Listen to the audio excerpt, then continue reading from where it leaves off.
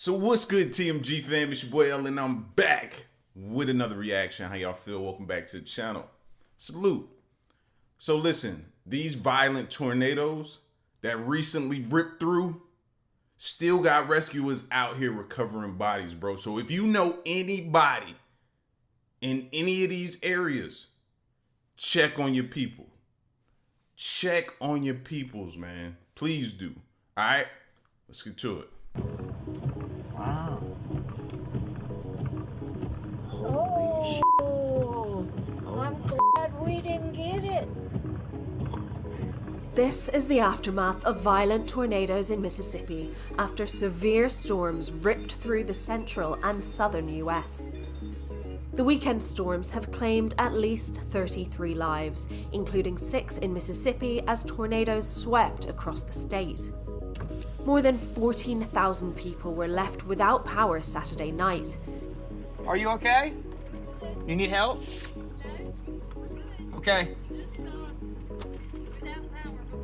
Same, I'm just checking. Yeah, thank you. Severe thunderstorms are expected to now bring heavy rain and damaging winds to the East Coast.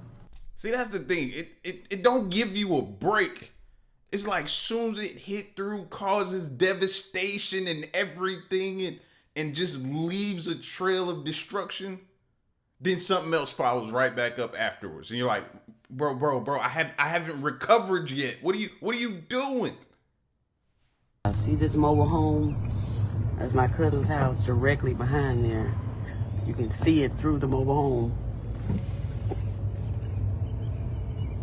You may want to turn around. Damn. Oh gosh. Look at these trees pulled up by the root. Laying on the house. Look at over there. They just remodeled those apartments over there and they've been hit.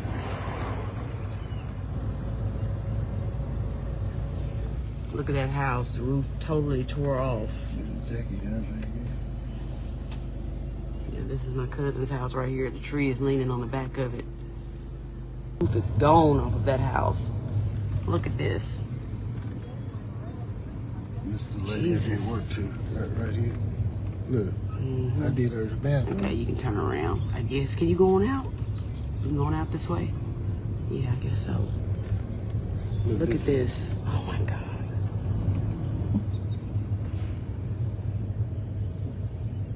Look at this, y'all. Oh my goodness. I don't know if I come through there now. Hold up, wait, go back. What was that? Was that something in the tree? Did anybody else catch that? Hold on. Come through there now. I don't know if I come through there now.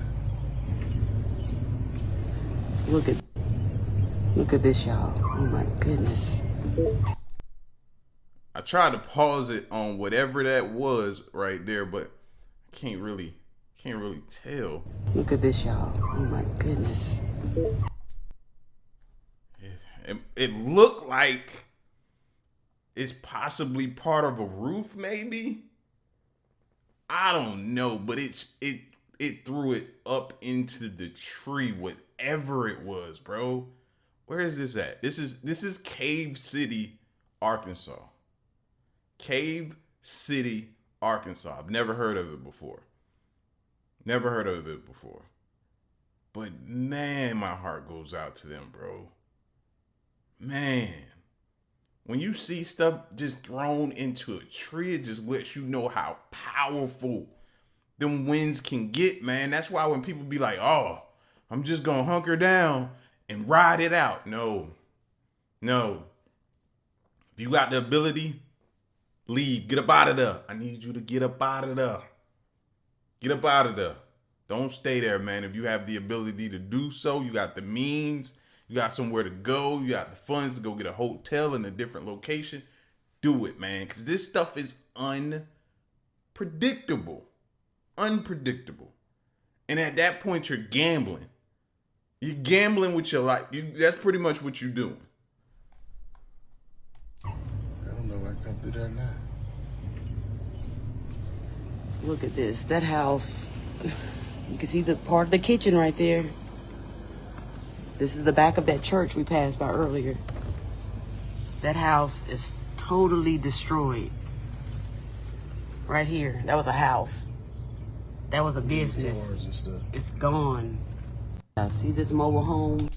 Now I'm sitting here just thinking to myself, I hope they don't go through these same raggedy insurance issues that others have had to deal with in other cities and states.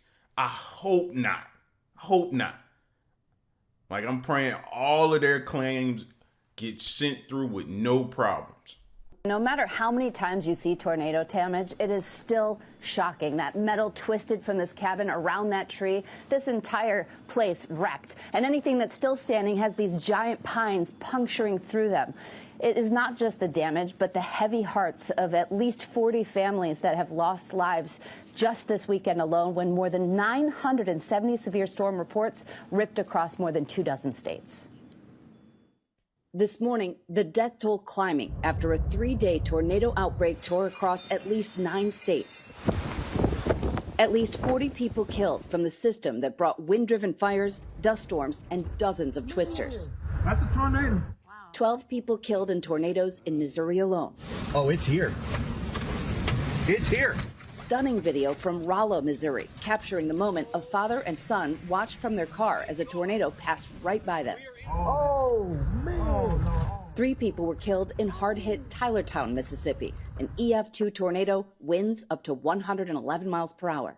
It's kind of amazing to think here at the Paradise Ranch. Look. The house is wrapped round the tree. But you want to sit home and ride it out? Just because maybe the last storm didn't do anything? So it was kind of like a false alarm to you? It only take one. It only take one. That's it. It just takes one. Don't do it to yourself, fam.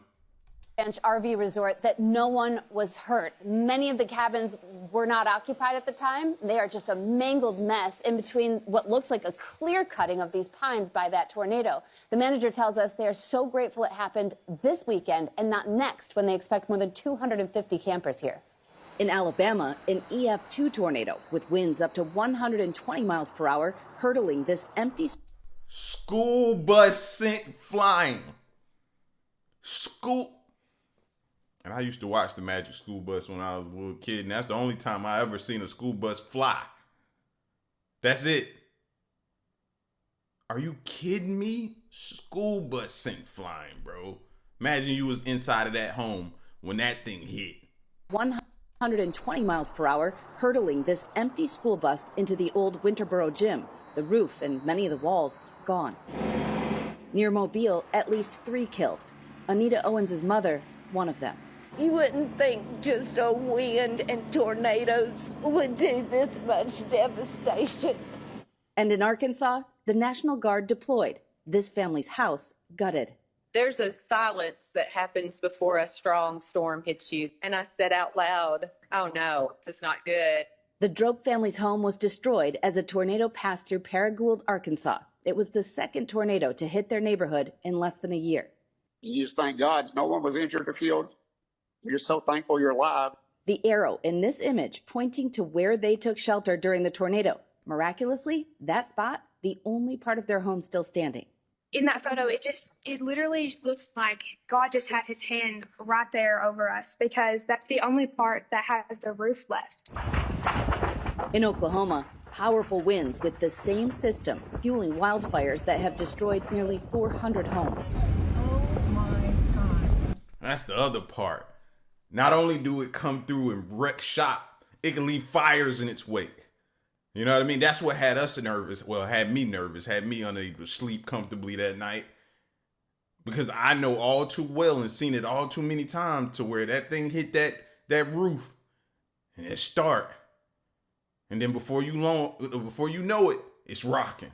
That fire is rocking. So that keeps me up and like paranoid and just listening. If I hear any kind of crackling, I'm up at it. I'm up at it. One person capturing this frightening video as she drove away from her home. Fires on both sides of the road. Armorea Villarreal is near Norman, Oklahoma. You can see right behind me the damage that was done to this metal. And now the same area of Oklahoma is facing another round of critical fire danger in the coming days. You know, I think everybody's about done with this storm, but there are some still lingering showers. It's not the severe part of it, but anywhere from Raleigh all the way up through parts of Connecticut and 95 there, even into Massachusetts, Boston this morning with some heavy rain. So watch that if you're doing the morning commute. We do have our eye on the next storm, though, and that is going to bring some powerful winds again right into the plains. The same areas hit with those wildfires have red flag warnings that extend from Iowa and Illinois back through Texas down to the Mexican border in New Mexico. And George, today we've got critical fire danger that includes Oklahoma, but by tomorrow it's extreme, the highest level of fire danger in the western Texas. No matter how. So y'all hear that, right? Keep your bags packed.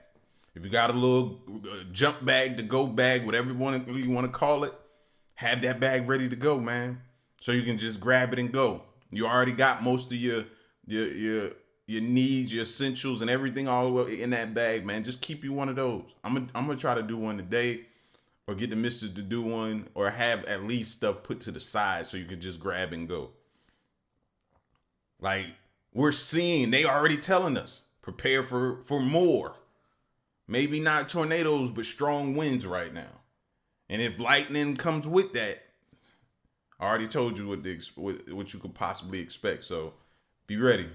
We are in a neighborhood where homes are barely standing. This house to the right of me was once home to a family of 6. If you take a look, you'll notice the roof is missing, the walls are gone, and vehicles in the driveway have been crushed. This after that EF2 tornado ripped through this neighborhood, carrying wind speeds of up to 130 miles per hour. We're just feeling very lost and just feels unreal, devastated.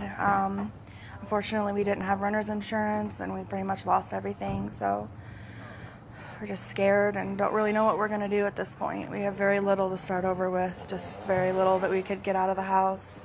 Across the state of Missouri, at least 12 people have been killed. But it's not just the physical damage that people are dealing with. There are also power outages across the region.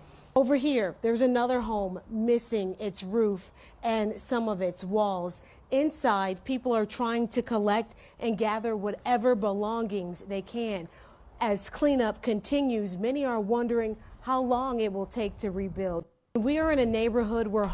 That sucks, man, to hear somebody not have renter's insurance, but I know how it is, bro. When your paycheck, and I'm not talking about them, I'm just speaking from my vantage point at one point in time. When your paycheck isn't able to cut it, it's not able to. So you start going through it and picking through it and being like, you know what? I know I need that, but I can't. I got to be able to survive. So insurance to me is just not possible. Because everybody want to jump down somebody's throat and be like, hey, man, well, why didn't you have flood insurance? Why didn't you have renter's insurance? Why didn't you have this, and that? Circumstance. Easy answer. So shut up. Circumstance. A trip to a volcano for a group of hikers is cut short when the volcano begins to erupt. We're evacuating the volcano in 20 minutes. This is Guatemala's Volcán de Fuego. The hiker said the eruption was a surprise because the volcano hadn't been active for 40 days. They were awakened by their guides at 1 in the morning and told they needed to get out. It is going off, and we're worried about the black smoke coming off of it because it's really toxic and it's moving into us. So, yeah, kind of crazy. 4-hour hike up, probably 2.5 down. There's probably like 50, 60 of us on the mountain. The Smithsonian Institute says Volcán de Fuego is one of Central America's most active volcanoes. A trip to a volcano for a group. Yeah, y'all was too close for me. Anybody else looking at how close he was? That's way too close for me, man. I've seen way too many volcano movies. That's too close. Because if that thing really want to get active, y'all can't run fast enough. Y'all can't get down that mountain fast enough. No. And then what's crazy is just yesterday I was watching an old 1990s movie about, I can't remember if it was called Everest but it was about these hikers who went up Mount Everest, and 8 of them died, bro. And it was showing it throughout the movie how and what happened. And you know what I mean? And that just makes me, this situation here, I'm thinking like, get off of that mountain. Because the way they died in Everest was crazy, man. If you ever go check that movie out. It has a slow build up, but when it get going, oh my goodness, bro. One man lost his nose and 2 hands. Frostbite on his face, and he lost his hands from frostbite. Like it had me locked in, man. You see the people, it tell you when you up at those heights that it can mess with your brain and all kind of stuff. So don't take your clothes off because it'll have you thinking you're hot when you're not really like that. And one dude was just coming out of his stuff and then just fell down the mountain. My bad. I don't want to ruin no more for it. Go check it out. Trapped at sea for 95 days, living off of roaches, birds, and sea turtles, now reunited with his family. 61-year-old Maximo Napa Castro left for a week-long fishing trip, but rough seas blew him off course and left him stranded in the Pacific. It took over 13.5 weeks for an Ecuadorian patrol to find him 680 miles offshore, dehydrated and in critical condition. The stranded fisherman said he didn't want to die and told local press that thinking of his family kept him strong. Trapped at sea for 95 days, having to eat roaches and whatever else he could find. Man, I guess, and that's the same thing I was thinking about with that movie, cause dude kept speaking to his wife in that movie, and I was like, bro, that would probably be all I needed to hear, the motivation to try to get down that mountain, get down Mount Everest, and you hear it in this situation here. That's all he needed to do was think about his family, bro. And that was enough motivation to have you eating roaches or whatever it is to survive. Roaches, though. Whew. Oh, man. Yeah, I knew that was going to happen. Let me get myself together. Give me just a second, because, yeah. Whew. Yeah. And I ain't gonna sit here and say I wouldn't do it, because you never say never. Just hope I never be put in that position.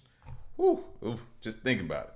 Overnight, ABC News speaking with Joshua Reeby, the 22-year-old from Iowa, who police say was believed to be the last known person to see Sadiksha Kananki. Reeby telling our team in Punta Cana, "I just hope to go back home."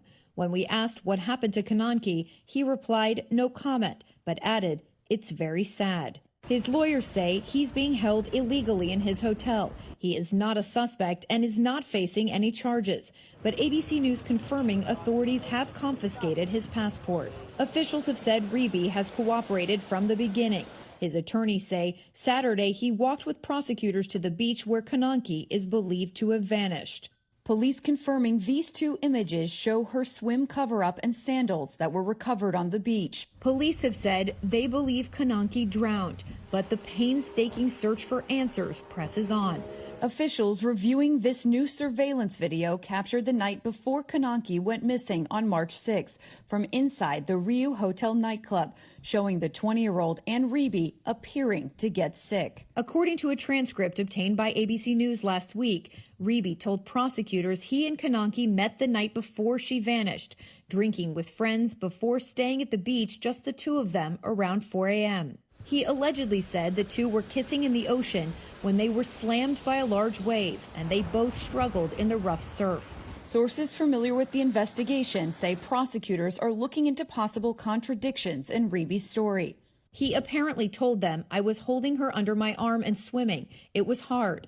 I was a pool lifeguard, not the ocean. Then, when I finally touched the sand, I put her in front of me. Then she got up to go get her stuff since the ocean had moved us." He added, "She was not out of the water since it was up to her knee. She was walking at an angle in the water." According to the transcript, Reeby going on to say, "I asked her if she was okay. I didn't hear a response because I began to vomit with all the water I had swallowed. After vomiting, I looked around and I didn't see anyone." He told prosecutors he passed out on the beach and awoke thinking Kananki had gone inside. Hotel cameras capturing him returning to his room that morning. Again, Reeby is not a suspect, and this is still being treated as an investigation into a possible accident. His attorney...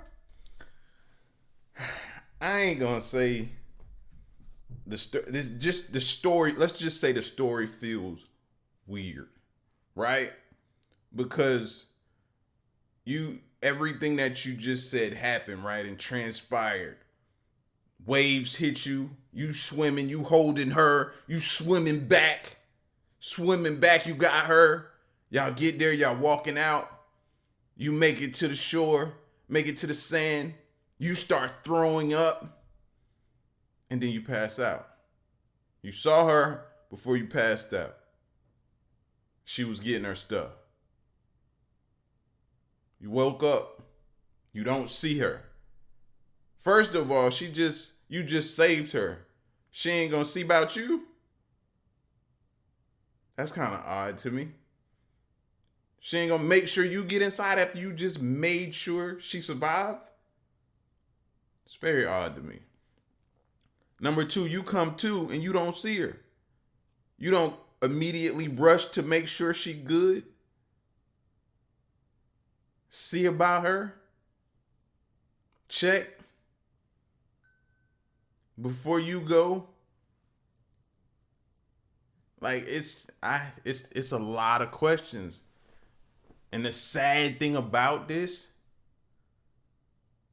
the more it goes, the harder it is they're gonna be able to convict somebody or find, like they need her to wash up if she's in the water. Or if she's not, she needs to turn up somewhere on land. They need to find her. Man, prayers goes out to her family.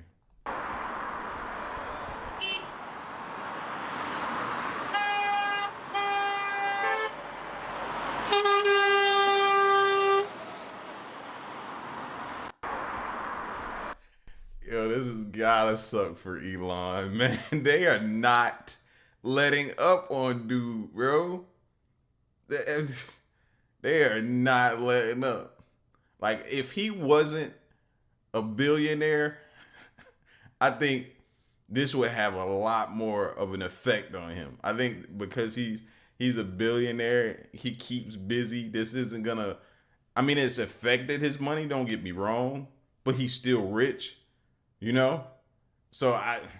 But if it wasn't, he was some regular Joe Schmo out of any, like, yeah, if he was a average person making an average wage like us, yeah, this would bother somebody. This would send them over the edge.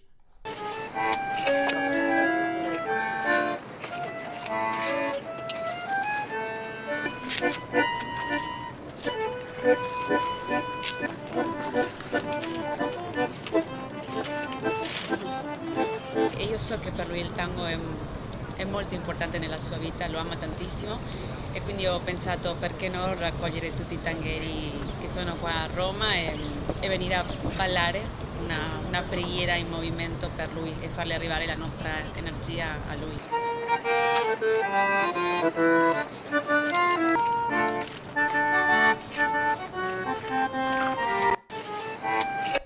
I'd have stepped on so many feet out there.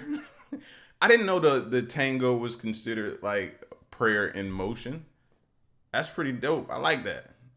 I always thought about learning the tango. Just on some, yeah, I know the tango. You know what I mean? Ladies gonna be all over you. You know the tango. You take her down, snap her back up. Get that look in them eye. Yeah. I gotta learn the tango. I'm out of breath just doing that though. I gotta get it together. After roughly a 28-hour journey through space, Crew 10 has officially docked at the International Space Station. This beautiful approach shot by one of the astronauts aboard the International Space Station. The current ISS occupants, including Butch Wilmore and Sunny Williams, who we've talked so much about, welcoming the team on board as the hatch opened and 2 NASA astronauts, 1 Japanese JAXA astronaut, and a Russian cosmonaut floated on in. For 2 of those crew members, this is their very very first trip to the International Space Station, their first time experiencing zero gravity. This is their relief, allowing them to return to Earth in just a few days after that handover process, of course. And just a note, when we talk about the extended stays in space, we know that for 2 of the Crew 9 members, they've been there for roughly 6 months since September. And of course, Butch Wilmore and Sonny Williams for roughly 9 months. That was supposed to be a 10-day mission, but even with that roughly and over 9-month stay, they did not break a record. U.S. astronaut Frank Rubio holds the consecutive record for American astronauts at 371 days. But of course, the big question is, when will Crew 9, including Butch and Sonny, be able to return home? Well, that's going to depend on weather, because there's going to be this handover process over the next several days. Wednesday would be the earliest departure, with a splashdown in either the Gulf or the Atlantic. All of this, though, depending on that weather. So whatever people did to usher in good luck for good weather on Friday, they need to do again for this upcoming week. After roughly a... All right, no problem. I get out there and do my no rain dance. You know what I mean? People got rain dances. I got no rain dances. You know what I mean? Y'all want to see it? No.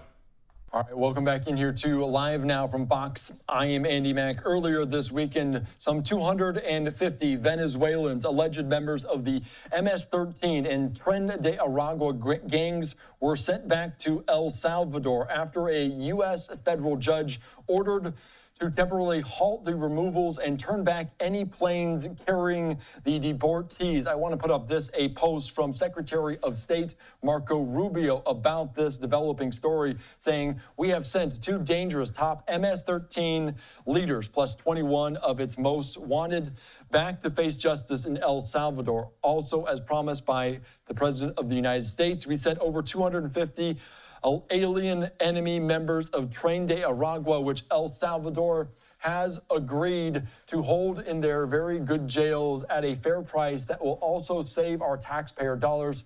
The president there in El Salvador is not only... Wow. He took them up on their offer.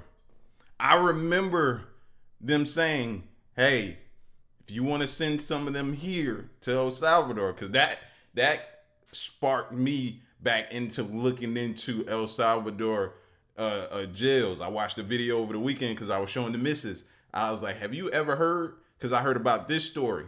And I was like, have you ever looked into El Salvador's prison? She's like, no. Why would I? I was like, you're right. You wouldn't have looked into it, but let me show you. She was currently in the kitchen cooking, and she had her back to the TV. So when I turned it on, she just stood there and was just in awe. And I was just showing her video after video after video, bro, of this prison. And I went down that rabbit hole, man, and they don't play no games, bro. In that cell that they show a lot of times when they be doing the interviews, it's 80 people, give or take, 80 people. And those metal beds that you see them all sitting Indian style on, and they're just looking out. No mattresses on those beds, ever. Then there's like this basin there with water, and that's their water. And then it's a bucket off to the side or something like that, I think. And that's their bathroom. 30 minutes out to do exercise or whatever else they allow them to do, and it's 23.5-hour lockdown. They ain't playing no games over there at all. Travel down that rabbit hole and look at some of them videos, man. I'm telling you, I was stuck there. The strongest security leader in our region. He's also a great friend of the U.S. Thank you. Of course, the president of El Salvador posting this, saying today the first 238 members of the Venezuelan criminal organization Tren de Aragua arrived in the country. They were immediately transferred to the terrorism confinement center for a period of 1 year. The United States will pay a very low fee for them, but a high one for us. On this occasion, the U.S. has also sent us 23 MS-13 members wanted by the justice system there, including 2 ringleaders. One of them is a member of the criminal organization's highest structure. This will help us finalize intelligence gathering and go after the last remnants of MS-13, including its former and new members, money, weapons, drugs, hideouts, collaborators, and sponsors. As always, we continue in advancing the fight against organized crime Sudan, but this time we're also helping our allies, making our prison system self-sustainable, obtaining vital intelligence to make our country an even safer place, all in a single action. May God bless El Salvador, and may God bless the United States of America. Of course, this happens as on Saturday, President Trump, he invoked the Alien Enemies Act of 1798 to deport alleged gang members. The law, which has been enacted only 3 times in U.S. history, grants the president authority to deport non-citizens without appearing before a judge, among other wartime authorities. Shortly after, though, a federal judge ordered to temporarily halt it. Of course, we're talking about the U.S. and El Salvador. They reached an agreement last month where the U.S. will pay the country $6 million to hold around 300 gang members in its notorious prison. And if you're wondering if they'll run out of space, guess how much that one prison is able to hold? Take a guess. Put it in the comment section. 40,000 it can hold. So me being myself, I'm like, well, then I wonder how much the average prison in the U.S. can hold. So I went to look. On average, a prison may hold up to 1,000 to 2,000 inmates. This one here in El Salvador, 40,000. 40,000. Make sure it's not 80,000. I think it was 40. 40,000 is what I'm. They got room. They got room. No wonder he was like, send them to me. Of course, later on Sunday, President Trump posted on Truth Social thanking the president of El Salvador for this, saying thank you to El Salvador, in particular, the president, for your understanding of this horrible situation, which was allowed to happen to the United States because of the incompetent Democratic leadership. We will not forget. So that is the latest on this as we continue to follow as Secretary of State Marco Rubio also putting out that statement.